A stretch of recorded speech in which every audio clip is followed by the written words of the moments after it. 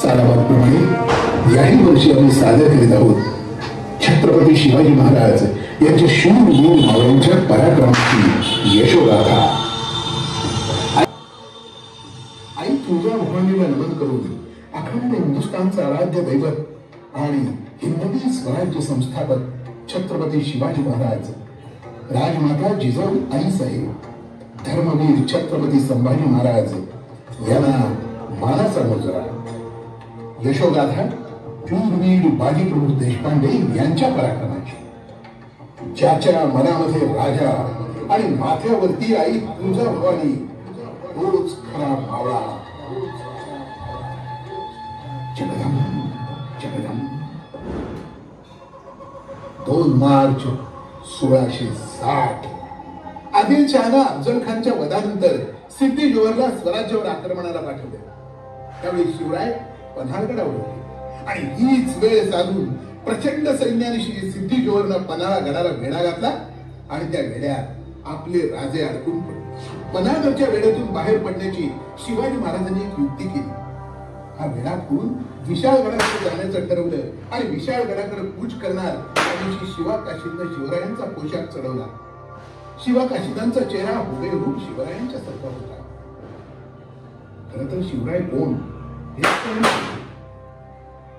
आपल्या स्वराज्याचे गुप्तहेर बहिर्जी नाईक, तसंच रायाजी बांदल, फुलाजी प्रभू आणि बाजीप्रभू देशपांडे यांच्यासोबत 600 निवडक मावळे सोबत घेतले आणि या सर्वांच्या साथीनं हा वेढा फोडून विशाळगड जवळ करायचा आणि सुरू झाला गनिमिकावा। शिवाजी महाराज सिद्धी जोहरला शरण येणार आहेत असं सांगून शत्रूला गाफील ठेवण्यात आलं। त्यामुळे पन्हाळगडाला आवळलेला वेढा काही प्रमाणात ठिणा केला गेला आणि अखेर दिवस ठरला 12 जुलै 1660 आषाढी पौर्णिमेची रात। रात्री 10च्या सुमाराला शिवराय पन्हाळगडावरून निघाले। झाडा झोपात आणि खास खड्यातून महाराजांची पालखी विशाळगडाच्या दिशेने धावत होती। पाऊस पडत होता, आभाळ गडगडत होतं, छाता थरथरत होती, विजा लगलगत होत्या, पालखी धावत होती, नजरा ठासतीनं भिरभिरत होत्या आणि घात झाला। सिद्धी जोहरच्या हेरांना शिवाजी राजे वेळातून निसटले याची खबर लागली। शिवाजी महाराजांनी पालखी थांबवली आणि शिवा काशीदकडे पाणवलेल्या डोळ्याने बघून म्हणाले, काय होणार आहे तुला माहिती आहे शिवा?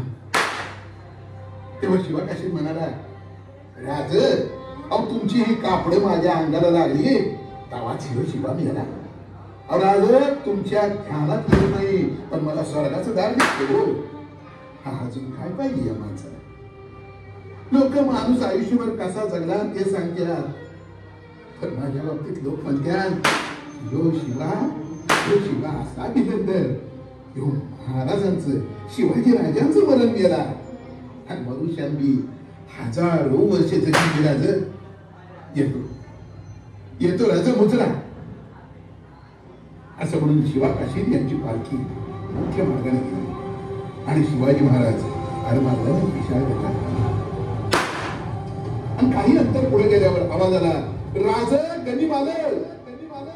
बाजीप्रभूंनी शिवरायांना सांगितलं, राज तुम्ही 300 सैनिक घेऊन विशाळगड जवळ करा आणि गडावर पोहोचल्यावर तोफांचं 5 बार द्या। शिवाजी राजे म्हणाले, हिरो तर सगळेच जमले नाहीतर लढू काय होईल ते होईल।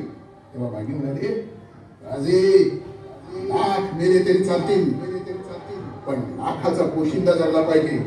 जोपर्यंत तुम्ही विशाळगडावर पोहोचत नाही तो एक पण गनिम या खिंडीतून पुढे सोडत नाही। आणि राजे विशाळगडाकडे बाजीप्रभू मावळ्यांना लढण्याचं बळ देत होते, सांगत होते कसे जिंकणार आपण। फक्त राजाला आठवा, या दरडीच्या छाताडावर पाय देऊन उभे राहा आणि लढा। घामाच्या शेवटच्या थेंबापर्यंत आणि रक्ताच्या शेवटच्या बिंदूपर्यंत लढा।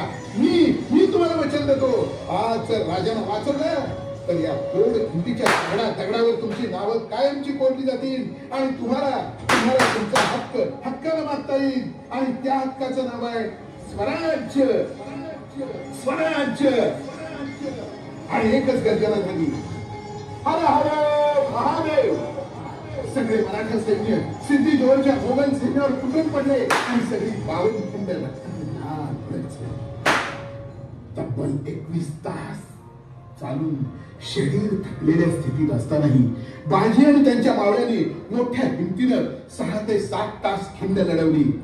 धारातीर्थी पडलेले बंदूक फुलाची राहिली बांधल, जखमी झालेले स्वतःच शरीर या कशाचंही भान बाजीनं नव्हतं. विशाळगडावर सुखरूप पोहोचले याचा इशारा देणाऱ्या तोफांच्या आवाजाकडे त्यांचे कान होते. तोफांचा आवाज ऐकेपर्यंत ते दोन्ही हातात तलवार घेऊन प्राणाची बाजी लावून लढत होते. खिंडीमध्ये जणू साक्षात महादेवांचा रुद्रावतार प्रकट झाला. शिवाजी महाराज विशाळगडावरती सुखरूप होते. त्यांनी मावळ्यांना सांगितलं, तोफा पेटवा आणि आमचे बाजी आमचे वाट बघत असतील. तोफा पेटवल्या गेल्या. तोफांचा आवाज बाजींच्या कानावरती पडला. बाजी म्हणाले,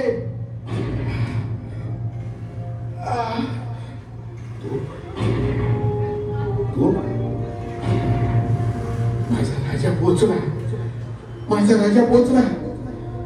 शंभू महादेवा, पोचला राजा,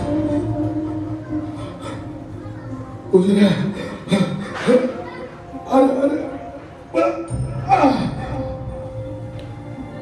त्यांनी समाधानाने प्राण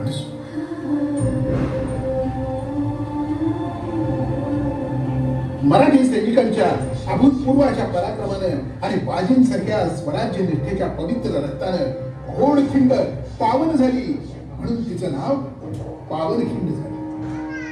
छत्रपती शिवाजी महाराज आणि त्यांच्या सर्व शूरवीर मावळ्यांना आमचा मानाचा मुजरा.